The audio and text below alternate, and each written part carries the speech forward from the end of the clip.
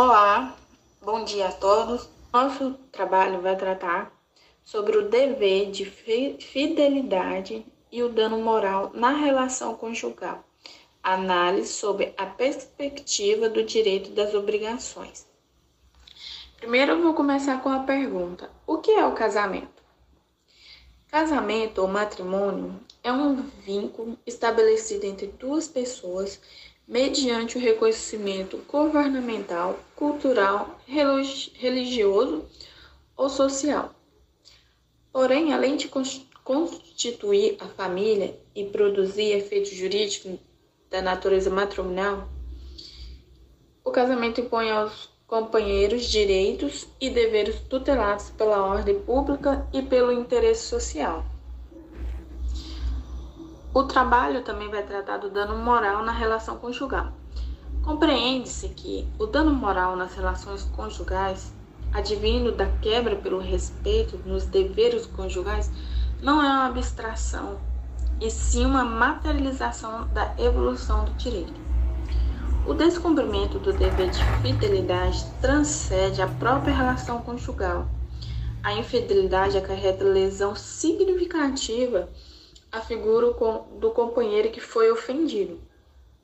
O reconhecimento do dano moral como espécie de reparação civil no direito de família entre cônjuges na relação patrimonial é o objeto de dissensos jurisprudenciais e doutrinários. O trabalho também vai estar tratando do dano moral no direito de família, onde meus colegas vão estar falando com mais clareza também do direito da personalidade e também da dignidade da pessoa humana. Vale ressaltar também que a infidelidade no matrimônio, ela foi acobertada, porém, para manter a família unida, para não ser julgada pela sociedade, para não ser mal falada. Porém, com a renovação de direitos e danos moral do casamento, é exigido o dever e cumprimento da fidelidade no matrimônio. Para que tenhamos uma melhor compreensão, vou estar abordando sobre o artigo 11 do Código Civil, onde se dá início aos direitos da personalidade. Mas não quer dizer que só podemos encontrá-lo no Código Civil. Antes de tudo, os direitos da personalidade também é considerado como um direito fundamental e amparado pela Constituição, e que pode ser encontrado na Constituição, no artigo 1º, inciso 3º, onde se refere à dignidade da pessoa humana, e no artigo 5º, no inciso 5, que assegura o direito de resposta proporcional ao agravo, além da indenização por dano material, moral ou à imagem. E no inciso 10 do mesmo artigo, diz que são invioláveis a intimidade, a vida privada, a honra e a imagem da pessoa, assegurando o direito à indenização pelo dano material ou moral decorrente de sua violação. Os direitos da personalidade são direitos inerentes ao próprio ser humano, à pessoa. São direitos que dizem respeito aos atributos físicos, psíquicos e morais da pessoa, como, por exemplo, a vida, a liberdade, a honra, a integridade física, o nome, a intimidade e o direito da própria personalidade, né? E o direito da personalidade é o direito da pessoa defender seus direitos de existência, o direito de defender seu direito à vida, de defender o seu direito à integridade física, de defender o seu direito à integridade moral e o direito à dignidade, né? E todo ser humano possui os direitos da personalidade, como razão da sua própria existência, como razão de existir. E por esse motivo, não podemos confundir os direitos da personalidade com os direitos patrimoniais, que a pessoa pode ou não adquirir. O direito da personalidade, todas as pessoas têm pelo simples fato de ser humano, pelo simples fato de já nascer, né? De pessoa pode ser independentemente de idade, sexo, cor, raça, crença, né? E no artigo 11 do Código Civil determina que, com exceção dos casos previstos em lei, os direitos da personalidade são intransmissíveis e irrenunciáveis, não podendo o seu exercício sofrer limitação voluntária. Não é suficiente nós termos os direitos da personalidade se eles não forem observados, se eles não forem garantidos, né? E por isso que nós temos alguns atributos dos direitos da personalidade, né? E 3 deles estão relacionados no próprio artigo 11, né? Mas também nós temos outros atributos do direito da personalidade. Então, são atributos dos direitos da personalidade eles serem intransmissíveis, irrenunciáveis, ilimitados, absolutos, extrapatrimoniais, impenhoráveis, indisponíveis, imprescritíveis e vitalícios. Um deles aqui. Ele diz assim: direitos do homem são os que cabem ao homem enquanto homem. Direitos do homem são aqueles que pertencem ou deveriam pertencer a todos os homens, ou os quais nenhum homem pode ser despojado. Direitos do homem são aqueles cujo reconhecimento é condição necessária para o aperfeiçoamento da pessoa humana ou para o desenvolvimento da civilização. Página 17 de 1992. O Norberto, ele também acredita que os direitos eles se modificam com as alterações das condições históricas, o que revela que eles devem ser analisados de forma relativa e temporal. Por isso, é a evolução da humanidade e suas conquistas que caracterizam o reconhecimento de valores perseguidos como direitos humanos. Referidas evoluções e conquistas são marcadas ao longo da história por declarações, ou seja, documentos que visam sobre reivindicações de uma sociedade. Para concluir, a Constituição Federal consagrou o direito à intimidade, à vida privada, à honra e à imagem como direitos fundamentais, o que faz com que eles tenham proteção jurídica especial e uma aplicabilidade imediata e não tem possibilidade de serem alterados. Então é isso, e eu passo a palavra para o próximo integrante. Me chamo Luiz Carlos e dando continuidade ao trabalho, nesse primeiro momento falarei sobre o fundamento constitucional dos direitos da personalidade e a sanção decorrente da violação desses direitos. E posteriormente falarei um pouco sobre a sanção prevista no Código Civil. Pois bem, foi com o retorno do regime democrático e com a promulgação da Constituição Federal de 88 que o indivíduo começou a receber do Estado proteção e destaque para garantir que seus direitos fundamentais, entre esses direitos, os chamados de personalidade, que compreende a esfera íntima, particular, honra e a imagem do indivíduo. Os princípios dos direitos da personalidade são expressos de forma genérica na Constituição e no novo Código Civil, sendo que na Constituição estabelece sua base com complementação específica no Código Civil. Olhando para o inciso da Constituição Federal, o inciso 10 do artigo 5º, fica claro a proteção não apenas à privacidade, mas também à intimidade, à honra e à imagem do cidadão, garantindo assim a indenização por possíveis danos causados pela violação desses direitos.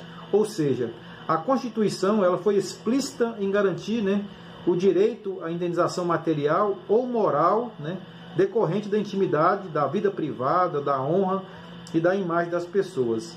Em suma, a proteção dos direitos de personalidade é o dever previsto no ordenamento jurídico de reparar o dano moral provocado ou a ofensa ao direito da personalidade.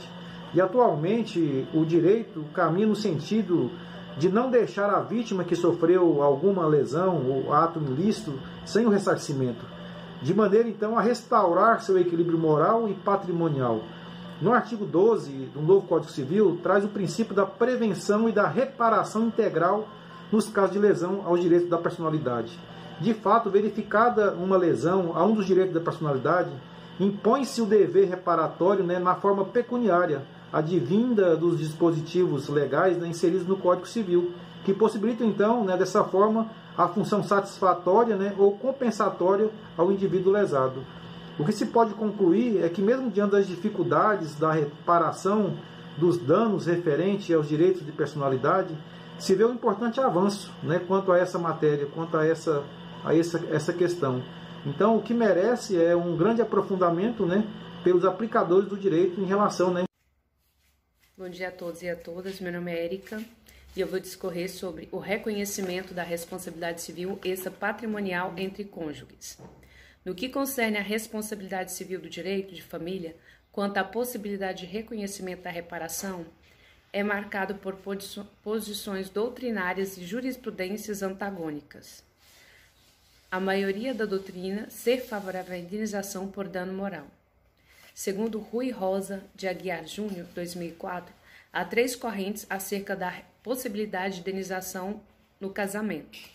Os que admitem amplamente a responsabilização por danos materiais e morais causados pelo cônjuge contra o outro, seja por ofensas anteriores à separação, seja pelo dano que decorre da separação ou do divórcio.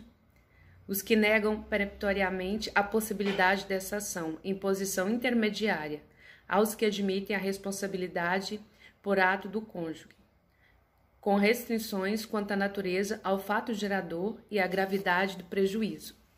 Logo, tais correntes refletem o posicionamento da doutrina e da jurisprudência quanto à responsabilidade civil do direito da família, considerando o dano material e moral. Assim, a conclusão de que o dano material sofrido pela pessoa, quer em meio a uma relação conjugal ou não, deve ser alvo de reparação. O articulista Caali, 2005, considera que a ausência de dispositivo legal que trate da posição moral no direito de família afiança certo que, pelo menos, os danos materiais que resultam do ato culposo que serviu de base para a separação litigiosa comportam ser indenizados, no elastério que ainda tem prevalecido no artigo 927 do Código Civil e no artigo 159 do Código Civil revogado. De tal modo, a problemática da responsabilidade civil está verdadeiramente focada no ressarcimento moral da relação conjugal, chegando-se à conclusão de que 2 são as correntes existentes em relação ao tema, uma denegatória e a outra concessiva. No que diz respeito a listas de argumentos que sustentam a impossibilidade da reparação da relação conjugal, sustentado pela doutrina denegatória, incidem em um ressarcimento seria contrário à moral e aos bons costumes, não há disposição legal expressa no direito de família que autorize a reparação, a indenização seria uma nova sanção ao cônjuge. Bom dia, meu nome é Jennifer, vou estar falando um pouco sobre a fidelidade na relação conjugal e a configuração do dano moral com base no descumprimento do dever conjugal de fidelidade. Até 2005, caso a pessoa descumprisse seu dever civil e da família também, o traidor poderia até mesmo ser preso. Mas os tribunais da justiça começaram a entender que a infidelidade era um risco que os casais corriam ao entrar em um relacionamento. Então, não basta apenas ser traído para receber uma indenização. No Código Civil, quando se trata da eficácia do casamento, neste capítulo, no artigo 1566, em seu inciso 1º, deixa claro que a fidelidade dos cônjuges deve ser recíproca. Então, vocês perguntam, como eu recebo a indenização sendo apenas traído? Você tem que sofrer uma humilhação, um abalo emocional muito grande e psicológico, que isso sim vai te resultar a uma indenização. Aí sim você vai poder pedir uma indenização.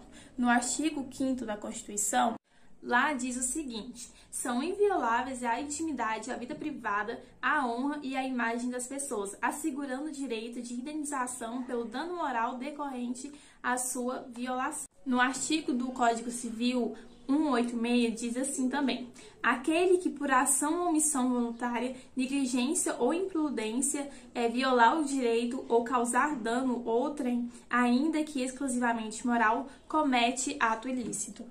Então, essa indenização é para pessoas que sofreram essa humilhação pública, ataque moral a ela. E uma curiosidade que eu fiquei sabendo é que o traidor também pode recorrer a uma indenização caso seja posta a sua traição pelo traído em redes sociais, por exemplo. Então, ele pode também recorrer à indenização, mesmo sendo traidor.